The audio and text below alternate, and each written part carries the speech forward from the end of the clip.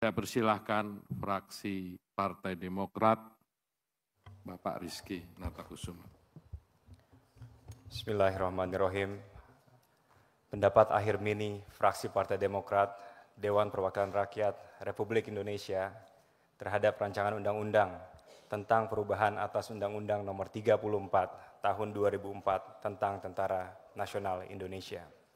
Disampaikan oleh Rizky Aulia Rahman Natakusuma, nomor anggota A565.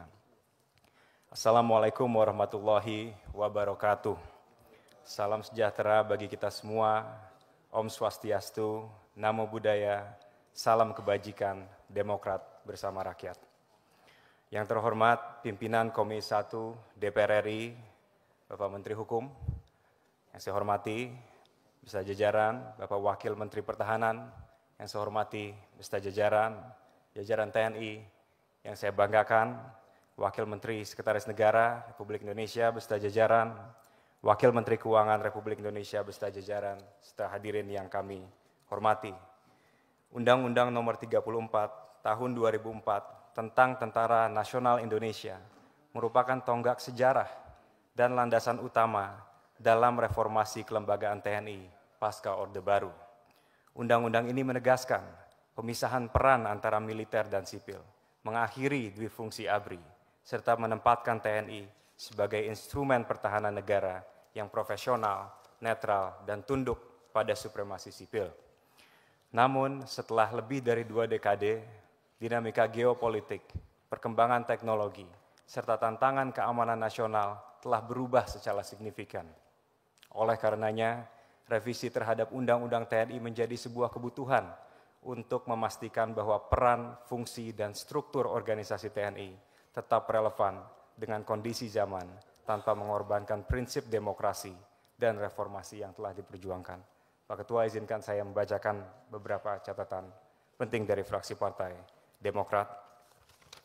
Pertama, fraksi Partai Demokrat menegaskan bahwa pembatasan jabatan sipil yang dapat diisi oleh prajurit TNI aktif merupakan prinsip fundamental demi memastikan supremasi sipil dalam sistem pemerintahan. Sebagaimana yang selalu ditekankan oleh Presiden ke-6 Republik Indonesia, Bapak Susilo Bambang Yudhoyono, sebagai pelaku utama reformasi ABRI tahun 1998-1999, bahwa semangat dan jiwa reformasi dan modernisasi TNI adalah kembalinya TNI kepada tugas pokoknya sebagai kekuatan pertahanan negara, sebagaimana yang diamanatkan oleh konstitusi, serta berhentinya TNI sebagai kekuatan sosial politik yang menjadi roh dari difungsi ABRI. Pembatasan ini merupakan langkah strategis agar TNI tetap fokus pada peran utamanya dalam pertahanan negara. Setelah sekian panjang perjalanan reformasi di dalam tubuh TNI, rasanya sulit dibayangkan difungsi akan kembali. Namun kekhawatiran rakyat harus kita dengar dan harus kita pahami. Oleh karena itu, fraksi Partai Demokrat berpandangan bahwa pembatasan pembidangan dalam penempatan prajurit aktif di instansi sipil sangat penting agar kekhawatiran masyarakat tidak terjadi. Terkait perubahan beberapa instansi sipil yang dapat diduduki oleh TNI aktif, kami berharap TNI dapat membangun sinergi dengan instansi strategis pemerintahan lainnya untuk menjawab tantangan dinamika geopolitik yang semakin multidimensional dan kompleks. Dengan adanya penambahan ini, fraksi Partai Demokrat mengingatkan bahwa dalam proses implementasinya, pemerintah harus mampu memastikan berlakunya asas meritokrasi dalam proses penempatan prajurit TNI di lembaga-lembaga tersebut dan memastikan keadilan bagi profesional kalangan sipil untuk memiliki kesempatan yang sama dalam menduduki jabatan strategis. Selain itu, dalam peraturan turunannya, fraksi Partai Demokrat menekankan pentingnya pembatasan dan penentuan kriteria jabatan yang dapat diisi oleh prajurit TNI aktif. Kriteria jabatan yang dimaksudkan harus sesuai dengan permintaan dan kebutuhan lembaga terkait, berkaitan langsung dengan aspek pertahanan negara, dan tidak melibatkan prajurit TNI aktif dalam posisi yang dapat mencederai semangat reformasi netralitas profesionalisme TNI dan supremasi sipil.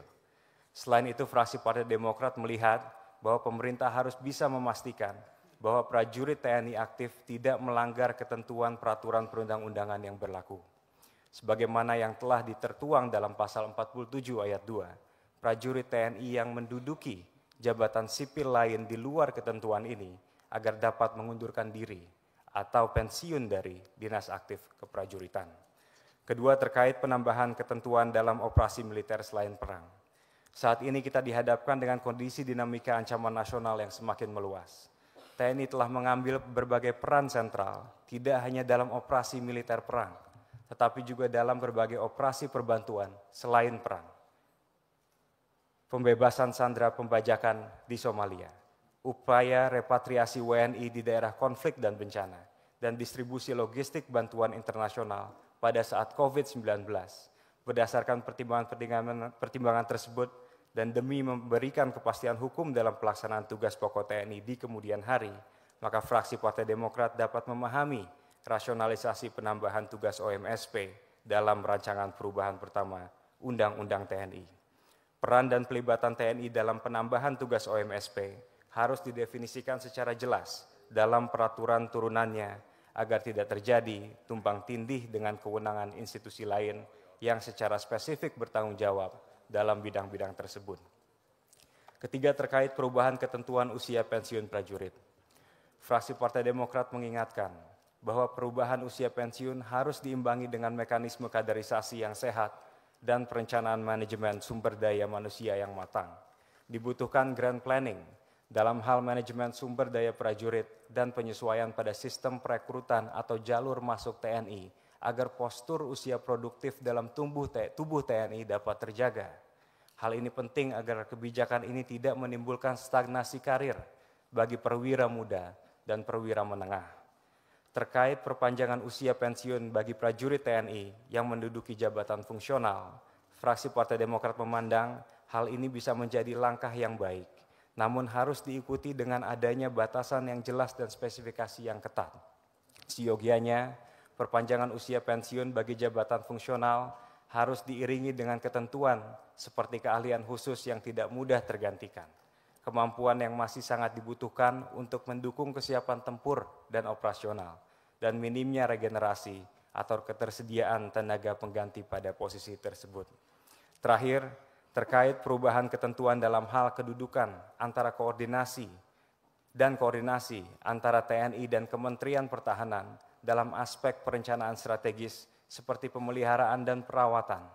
Fraksi Partai Demokrat mengharapkan agar penyesuaian ini tidak menambah chain of bureaucracy yang dapat menghambat pelaksanaan operasi di lapangan. Bentuk koordinasi ini juga harus bersifat bottom up dengan mengutamakan kebutuhan spesifikasi teknis TNI selaku user yang paham kondisi dan kebutuhan di lapangan. Dalam upaya pemenuhan kebutuhan spesifikasi teknis di lapangan, maka pelibatan satuan teknis yang tepat dan kompeten menjadi sangat penting. The right man for the right job dalam mendukung kebijakan alutsista dan tugas pokok TNI.